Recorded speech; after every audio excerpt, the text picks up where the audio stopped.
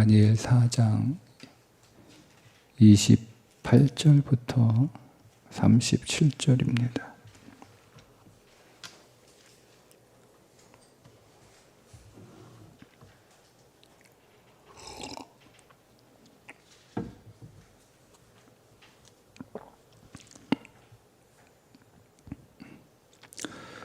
이 모든 일이 다 느부갓네살 왕에게 임하였느니라. 12달이 지난 후에 내가 바벨론 왕궁 지붕에서 거닐세. 나 왕이 말하여 이르되 이 큰 바벨론은 내가 능력과 권세로 건설하여 나의 도성으로 삼고 이것으로 내 위엄의 영광을 나타낸 것이 아니냐 하였더니 이 말이 아직도 나 왕의 입에 있을 때에 하늘에서 소리가 내려 이르되 느부갓네살 왕아 네가 말하노니 나라의 왕위가 네게서 떠났느니라. 네가 사람에게서 쫓겨나서 들짐승과 함께 살면서 소처럼 풀을 먹을 것이요 이와 같이 7대를 지내서 지극히 높으신 이가 사람의 나라를 다스리시며 자기의 뜻대로 그것을 누구에게든지 주시는 줄을 알기까지 이르리라 하더라. 바로 그때에 이 일이 나 느부갓네살에게 응함으로 내가 사람에게 쫓겨나서 소처럼 풀을 먹으며 몸이 하늘 이슬에 젖고 머리털이 독수리 털과 같이 자랐고 손톱은 새 발톱과 같이 되었도다. 그 기한이 참에 나 느부갓네살이 하늘에 우러러 보았더니 내 총명이 다시 내게로 돌아온지라. 이에 내가 지극히 높으신 이에게 감사하며 영생하시는 이를 찬양하고 경배하였나니 그 권세는 영원한 권세요 그 나라는 대대에 이르리로다. 땅의 모든 사람들을 없는 것 같이 여기시며 하늘의 군대에게든지 땅의 사람에게든지 그는 자기 뜻대로 행하시나니 그의 손을 금하든지 혹시 이르기를 네가 무엇을 하느냐 하고 할 자가 아무도 없도다.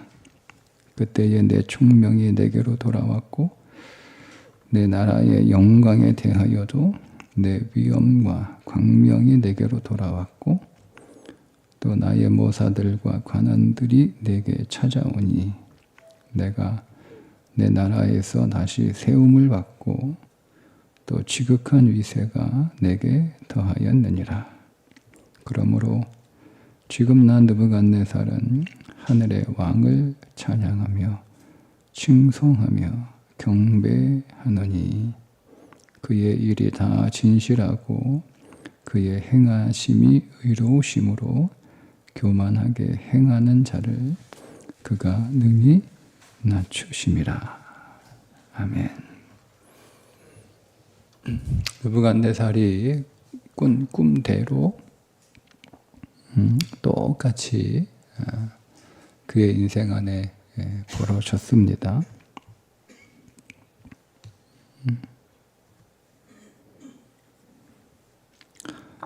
소처럼 풀을 먹고 몸은 하늘 이슬에 젖고 머리털이 독수리 털과 같고 손톱은 새 발톱 같은 몰골로 세상을 살아갑니다.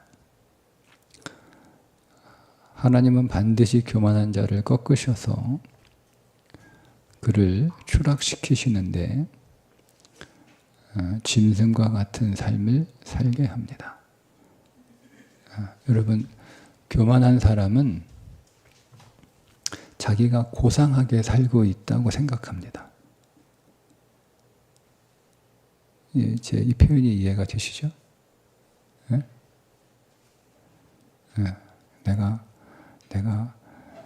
비싼 음식을 먹고 내가 명품 옷을 걸치고 내가 대궐 같은 집에 살고 내가 늘 내 몸을 관리받으면서 그렇게 그 품이 있는 삶을 살고 있다. 이렇게 생각합니다. 이 교만한 자들의 자기를 바라보는 모습입니다. 그런데 하나님은 교만한 자를 어떤 삶을 살고 있느냐로 보시냐면, 두 번째, 실상 그 사람이 살아가는 인생에 보이지 않는 그 사람의 인생의 실체는 뭐냐면, 첫 번째, 아무리 먹어도 만족하지 없는 배고픈 인생을 살아갑니다. 겉모양은 진수성찬을 차려놓고 그렇게 먹고 살지만 그의 내면은 아무리 먹어도 배가 고픈 늘 허기진 삶을 살아갑니다. 이게 교만한 자의 실상입니다. 두 번째, 그는 이슬을 맞고 살아갑니다. 안식할 집이 없습니다. 그러니까 늘 불안합니다. 교만한 자는 그 내면이 늘 불안합니다. 어디 쉴 곳이 없습니다. 교만한 자는 늘 불평하고 불만스럽거든요. 그러니까 어디를 가든 이렇게 편안하게 쉴 곳이 없어요. 그래서 마치 집이 없어 밤 이슬을 맞으며 노숙하는 것처럼 그렇게 살아가는 거예요. 세 번째, 그의 머리는 독수리와 같다. 그 머리를 산발하고 있다는 뜻이거든요. 머리가 산발하고 있어요. 머리가 산발. 그러니까 그의 생각은, 그의 정신은 다 이렇게 지저분하고 복잡하고 정리 안 돼 있고 마치 머릿속이 쓰레기더미에 살고 있는 그런 삶을 살아갑니다. 항상 그 생각이. 뭐 하나 다 이렇게 정리된 게 없어요. 늘 복잡하고 생각이 잘 이게 또 이렇게 치워지게 다 생각이 더럽고 늘 그렇습니다. 마지막 네 번째, 그의 손톱은 새의 발톱과 같다라고 하는 거죠. 그러니까 뭘 하든 상처를 주는 거예요. 교만한 자는 자기를 핥힐 뿐만 아니라 만나는 사람들을 다 핥힙니다. 교만한 자의 특징입니다. 네. 여러분 주위에 교만한 사람을 보시면 이와 같습니다. 이게 교만한 자의 인생이에요.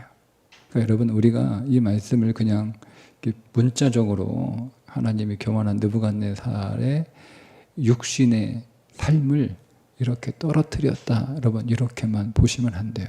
그러니까 나는 느부갓네살처럼 그렇게 내 삶이 바닥으로 짐승과 같은 삶으로 추락하지 않았기 때문에 나는 느부갓네살처럼 교만한 사람은 아니다라고 생각하시면 여러분 큰일 납니다. 여러분이 제 말씀을 들은 이 말씀의 의미가 무엇인지, 내가 늘 진수성찬을 차려놓고 먹어도 없는 것들은 이런 것도 못 먹고 이렇게 여러분 교만함에 먹는데 나는 그거 먹어도 만족함이 없어요. 늘 허기져요, 인생에. 그게 하나님이 나에게 교만을 징계하셨다는 뜻이에요. 이 부분들을 여러분 보셔야 됩니다. 이제 이 7년 동안 이 짐승과 같은 삶으로 살아갔던 느부갓네살이 비로소 깨닫습니다. 깨닫죠.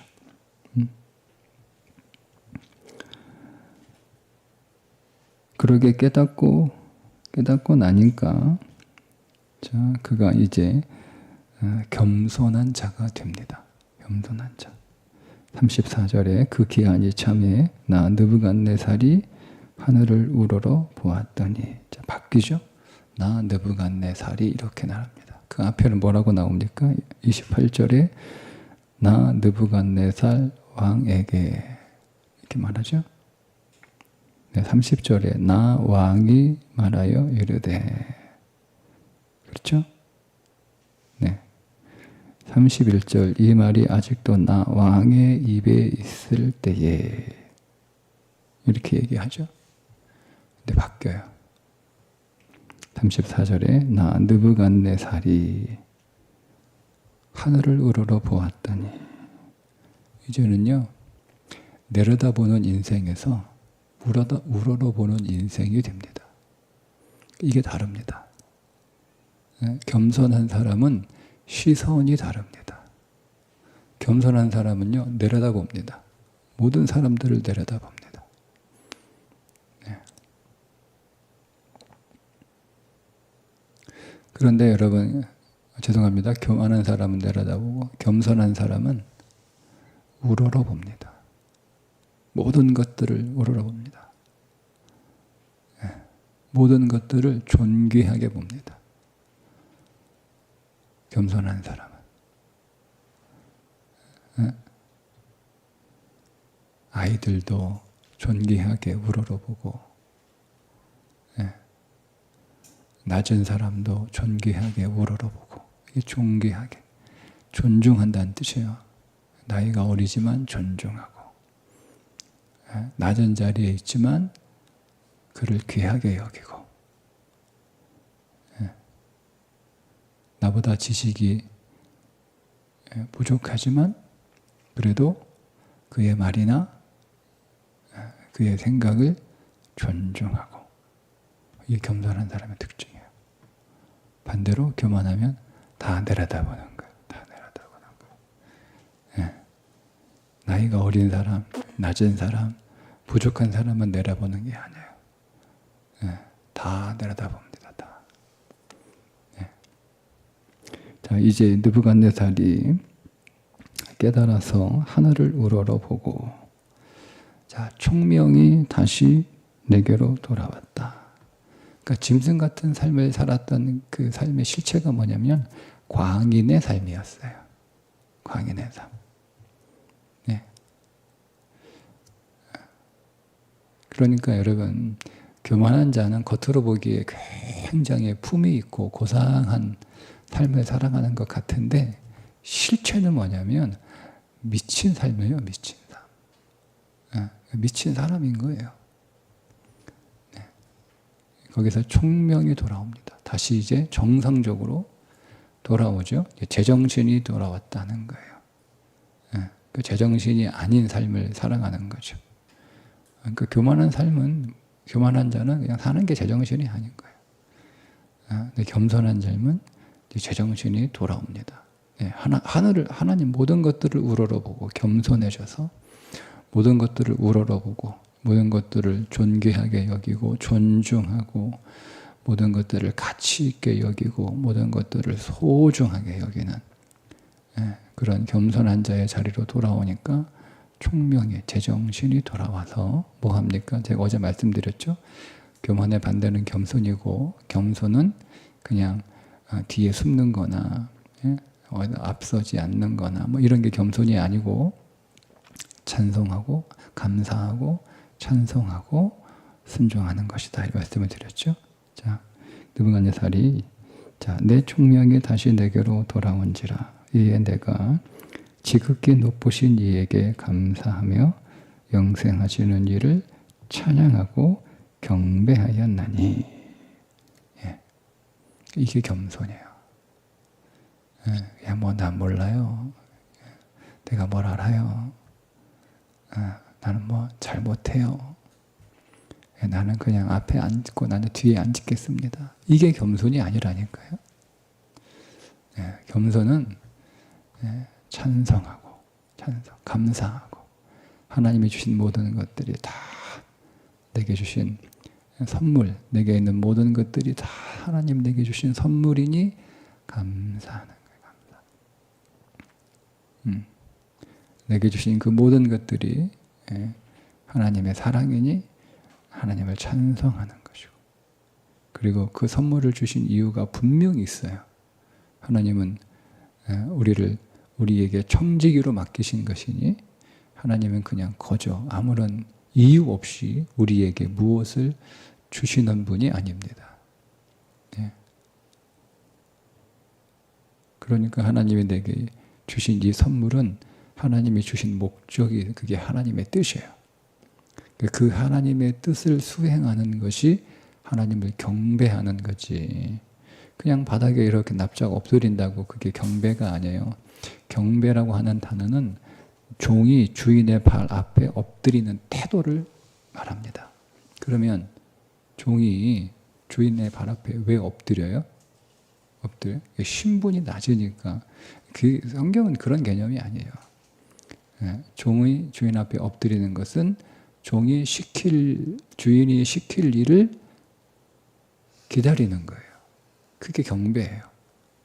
우리가 하나님을 경배하고 하나님을 찬송합니다. 뭐가 경배입니까? 여러분 예배 자리에 나와 있어서 막 하나님 찬송하고 하는 게 경배입니까? 그건 종교적 경배예요. 여러분 신앙적 경배는 하나님이 나에게 말씀하실 하나님의 명령을 기다리는 거예요. 그게 경배예요. 언제든지 하나님 내게 말씀하시면 내가 그 말씀에 순종하여 달려갈 준비가 되어 있습니다. 이게 경배예요. 그러니까 겸손한 사람은 감사하고 찬송하고 하나님의 뜻을 수행할 준비를 하고 있는 거예요. 그리고 그 뜻이 그에게 주어졌을 때 그 뜻에 순종하는 삶을 살아가는 자, 그게 겸손한 사람이에요. 자, 그런데 오늘 제가 여기서 좀 더 나누고 싶은 말씀은 뭐냐면 총명이 돌아왔다 이렇게 얘기합니다. 자, 이 34절에 내 총명이 다시 내게로 돌아온지라. 36절에 그때에 내 총명이 내게 돌아왔고. 총명이 돌아와요. 총명이. 자, 총명이 돌아오니까 나라의 영광이 돌아오고 위엄도 돌아오고 광명도 돌아오고 모사들이 돌아오고 관원들이 돌아오고 다시 나라에서 세움을 받고 지극한 위세가 내게 더해졌더라. 자, 제일 먼저 뭐가 돌아오냐면 총명이 돌아옵니다. 근데 이 총명이라는 단어가 문자적으로 해석하면 이성이 돌아왔다 이 뜻입니다. 이성이 돌아왔다. 자, 이성이 돌아왔어요. 이성이 돌아와서 그 돌아온 이성 안에서 감사하고 이성으로 찬송하고 이성으로 순종합니다. 그러니까 여러분 교만한 사람은 이성적이지 못합니다. 굉장히 충동적입니다. 여러분 주위에 교만한 사람 보세요. 즉흥적이고 충동적이고 감정적입니다. 그러니까 만약에 여러분들이 내가 너무 즉흥적이고 내가 너무 충동적이고 내가 너무 감정적이다. 그건 여러분 그 사람의 어떤 성품이나 뭐 기질의 문제로만 보지 마시고요. 그것을 내가 왜 이렇게 충동적이고 내가 왜 이렇게 감정적이지? 내가 뭐 이렇게 왜 욱하지? 내가 교만한 게 아닌가 보시면 됩니다. 이게 체크리스트입니다. 제가 지금 말씀드리는 것들이 나의 교만이 어느 정도를 체크하는 체크리스트 정리해 주시면 체크리스트가 되는 거예요. 근데 여러분 우리가 하나님 앞에 겸손할 때는요, 우리는 굉장히 이성적입니다. 자, 그러면 이게 무슨 말이냐면 하나님께서 주신 모든 것들, 내게 있는 모든 것들이 하나님이 내게 주신 선물이다라고 하는 것을 어떻게? 여러분들이 이성적으로 받아들이는 거예요. 그러니까 제가 오늘 설교 이렇게 했다고 해서 무턱대고 야, 하나님이 오늘 내게 주신 삶은 다 나의 선물, 내게 주신 선물이구나 이렇게 그냥 외워서 하나님 감사합니다. 하나님 감사합니다. 여러분 그렇게 감사하는 게 아니고요. 뭐가 감사해요? 왜 감사해요? 여러분 생각하셔야 되는 거예요.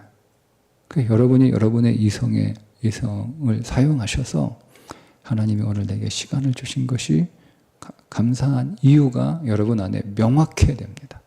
뭐가 그렇게 감사해? 그냥 감사해. 그 수준이 아니에요. 신앙의 감사의 수준이 다른 거예요. 자, 그냥 오늘 말씀이 그렇게 나에게 말씀하시니까 오늘 하루의 나의 삶은 하나님이 내게 주신 선물이다. 그러니까 감사해라. 라는 말에 순종하여 그냥 온 종일 하나님 앞에 하나님 감사합니다. 밥을 먹어도 감사합니다. 걸어다녀도 감사합니다. 숨을 쉬어도 감사합니다. 내가 눈으로 뭔가를 볼 수 있어서 감사합니다. 다 감사해. 돈 주셔서 감사합니다. 일 주셔서 감사합니다. 고난 가운데 있을지라도 하나님 감사합니다. 자, 이거는 1차원, 이거는 그냥 1단계의 감사. 1단계의 감사. 여기서 여러분 더 오늘 우리가 들어가려면 감사가 사람들이 너 왜 이렇게 감사해? 너 왜 이렇게 즐거워? 그냥 이게 아니고요. 정확하게 설명할 수 있어야 되는 거예요.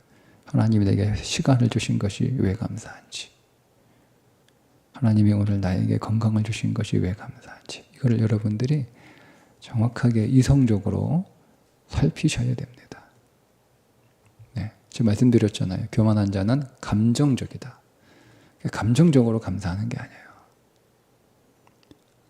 그러니까 우리가 말씀의 깨달음을 받고 그냥 오늘 무조건 감사해야지 라고 하는 것, 그게 나쁜 건 아니지만 그러나 그 감사의 수준은 감정적인 감사에 머무를 수준일 수 있습니다. 그러니까 그런 감사는 오래 못 갑니다. 여러분 안에 있는 감정이 계속 갑니까? 내가 막 너무 기뻐요. 그러면 여러분 그 기쁨이 계속 지속됩니까? 아니죠. 기쁨은 어떤 기쁨이 내 안에 확 들어오면 그 기쁨은 계속 줄어들게 돼 있어요. 기쁨이 들어오지만 기쁨은 시간이 갈수록 줄어들어요. 그게 감정이잖아요. 네? 네, 그러니까 우리가 설교 듣고 그렇구나. 말씀을 오늘 우리가 지식으로 받아서 내가 오늘 감사해야지 라고 하는 그 감사는 지속적이지 못하고 며칠 하다가 끝납니다. 그러니까 여러분 생각하셔야 되는 거예요. 신앙에서 충동적이고 감성적인 믿음은 굉장히 위험합니다. 그러면 그 감정은 뭐냐면 올바로 판단하지 못합니다. 올바로 판단하지 못합니다. 네. 네. 위험합니다. 네. 제가 성도들만 그래요. 목회자들도 여러분 오늘 우리의 신앙은 막 감정적으로 막 뜨겁고 막 열정적이고, 열정적이고. 그러면 뭐 되게 믿음이 있어 보이는데 그런 게 믿음이 없다라고 또 여러분 또 이제 그렇게 이해하실 수 있는 그건 아니고, 근데 그런 위험성을 제가 얘기하는 거예요. 우리 신앙 뜨거워야 되죠. 우리 열정적이어야 되죠. 필요하고 중요합니다. 좋은 겁니다. 그런데 거기에 위험성이 하나 있습니다. 뭐냐면 생각하지 못하는, 생각의 힘이 약해질 수 있는, 그러다 보니 온전하게 분별할 수 없는, 판단할 수 없는 부작용이 항상 있을 수 있다는 것을 경계해야 되네. 그러니까 내가 막 하나님 앞에 부르짖고 막 뜨겁게 찬송하고 우리가 하나님을 열정적으로 믿되 반드시 거기는 이유가 있어야 되는 거예요. 내가 이성적으로 정확하게 생각하고 분석해서 그냥 막 막무가내로 막 감정이 막 끌어올라가지고 막 하나님 찬송하고 막 하나님 부르는 그런 뜨거움과 열정이 아니라 그 열정 안에는 분명히 여러분 보세요. 그냥 아무런 이유 없이 내가 어떤 일을 하는 거예요. 아무런 이유 없이 그냥 막 열심히 일을 해요. 그렇게 여러분 일하는 사람이 있고, 내가 그 일을 해야 될 이유가 명확해요.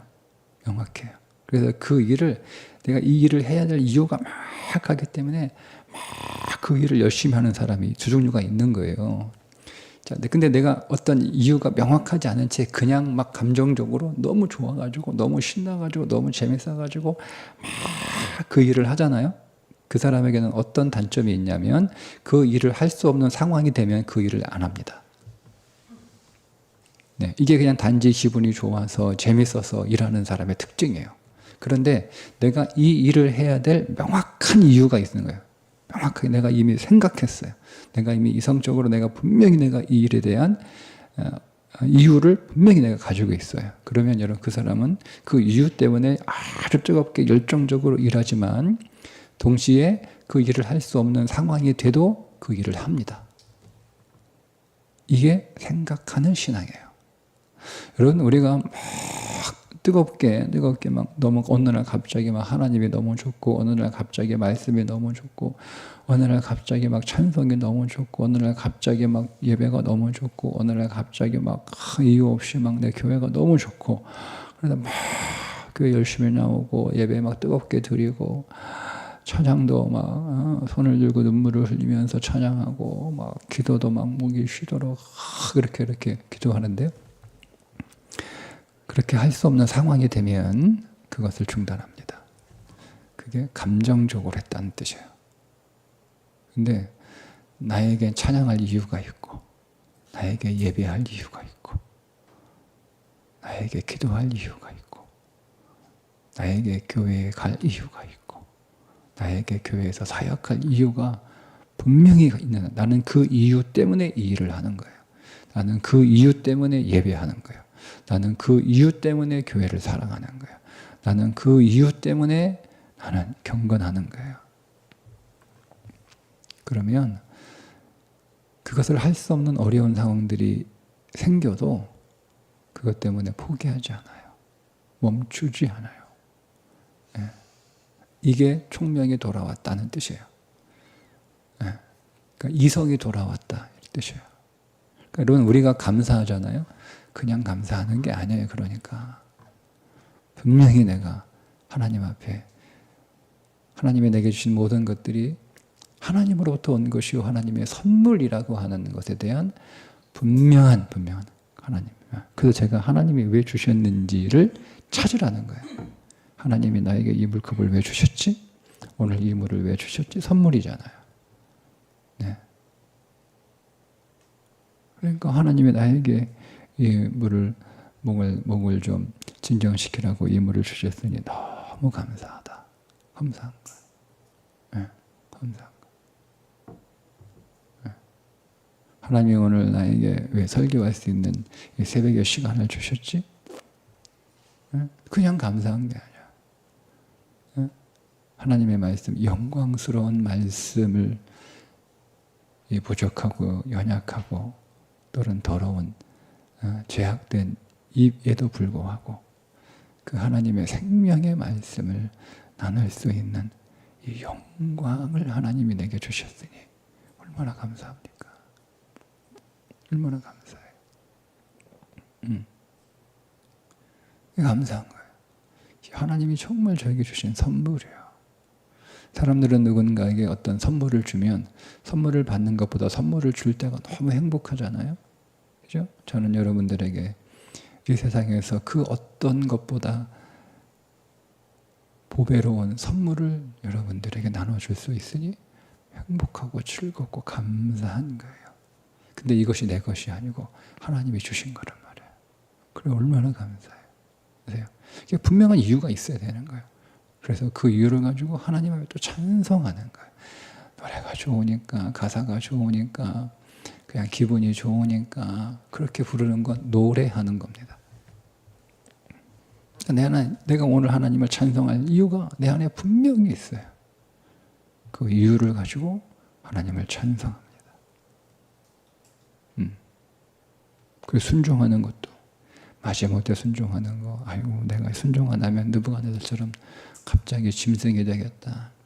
예? 이제는 맛있는 거 못 먹고 풀만 먹고 이제는 집도 없이 그냥 이렇게 노숙하며 살아가는 인생이 되고 이제는 내가 미장원 가서 머리할 시간도 돈도 없어서 그냥 머리를 산발하고 다니고 그게 겁나서 순종하는 게 아니에요. 하나님의 뜻이 명확하고 분명하게 내게 이성으로 파악이 되니까 하나님이 이 뜻으로 나에게 이 선물을 주셨음을 내가 분명하게 아는 거예요. 그래서 하나님의 뜻을 계속 찾는 거예요. 그래서 하나님의 뜻을 구하는 신앙, 하나님의 뜻을 늘 이렇게 찾는 신앙, 여러분 그 신앙이 건강한 신앙이에요. 그래서 건강한 신앙. 그래서 그 뜻이 분명하니까 순종하는 거죠. 뭐 하나님 무서워서 벌 받을까봐, 하나님 복 안 주실까봐 그렇게 하는 순종이 아니라, 그게 겸손이에요. 겸손해요.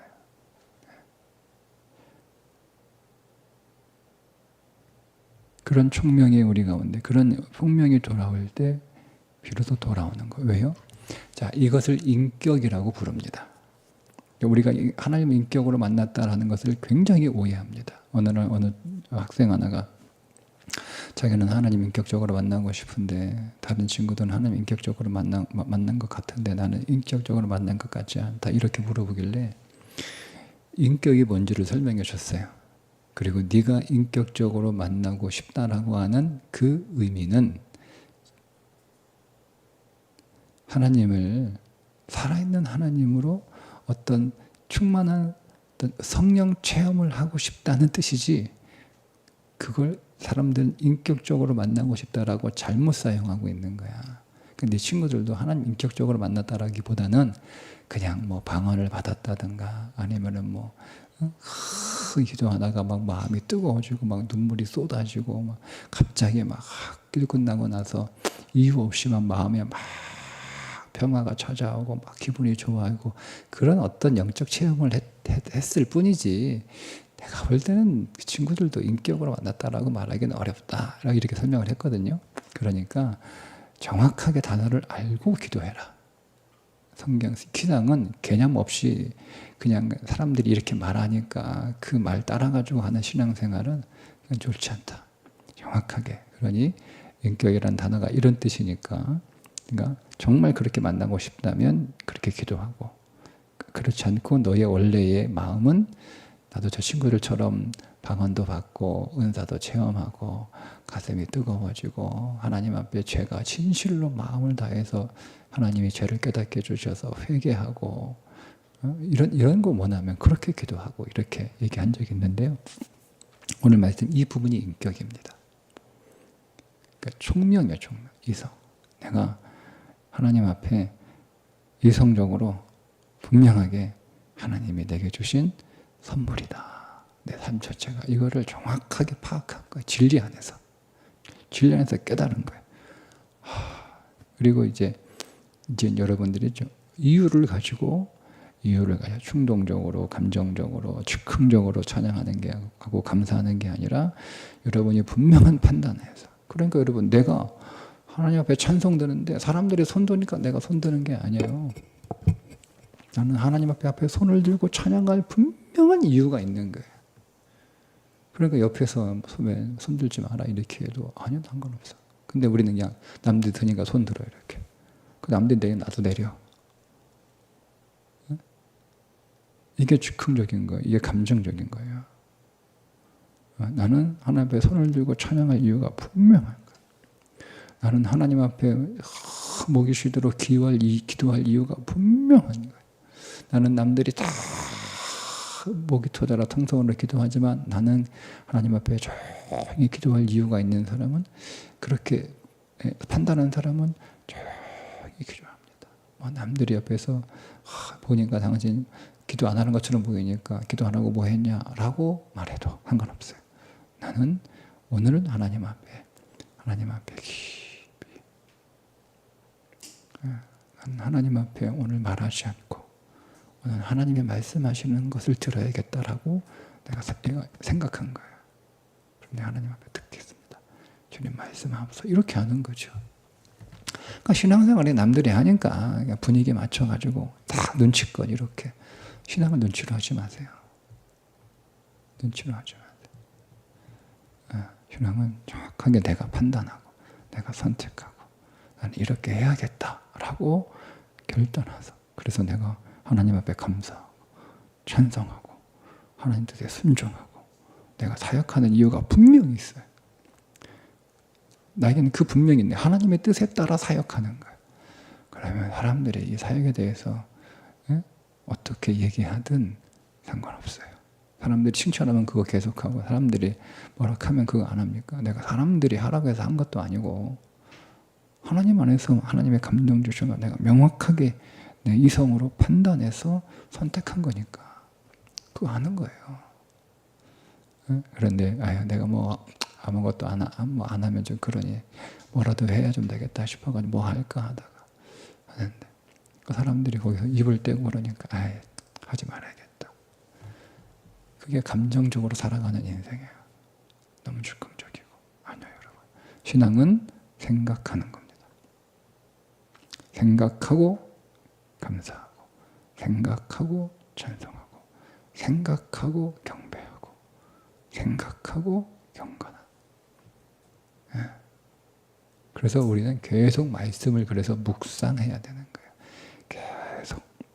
계속 입술로 말씀을 중얼중얼 하면서 계속 그 말씀과 계속 교통해서 계속 그 말씀이 나에게 그러면 그 말씀을 우리는 계속 총명해지는 거예요. 말씀과 계속 신령한 교제, 묵상하면서 우리의 생각이 총명해져서 총명하다. 하나님의 뜻이 명확해지는 거예요. 총명하다. 너 이게 이렇게 총명해. 하나를 가르쳐줘도 10개를 알고 이걸 왜 이렇게 총명해. 그 제퉁 가르쳐줬는데도 빨리 배우고 총명해. 너무 총명해. 옆에서 하는 것 다 이렇게 보더니 그대로 똑같이 그렇게 동생이 연주하는 거 보더니 옆에서 똑같이 동생보다 더 보기만 했는데 똑같이 그보다 더 연주하고 이게 총명하다는 거잖아요. 보면서 생각한다는 거잖아요. 오늘도 여러분 하나님 말씀과 계속 동행하시고 묵상하셔서 여러분의 이성이 더 총명해져. 그 총명함으로 감사하시고 기도하시고 경배하시는, 그래서 여러분들의 모든 삶이 다 회복되고 여러분들이 있을 모든 것들이 다 여러분에게 돌아오는 복된 날이 되시기를 주님의 이름으로 축복합니다. 기도합니다. 하나님, 오늘 우리를 더 총명케 하여 주셔서 그 총명함으로 감사하고 그 총명함으로 기도하고 그 총명함으로 경배하는 믿음의 날이 되게 해 주옵소서. 예수님의 이름으로 기도합니다. 아멘.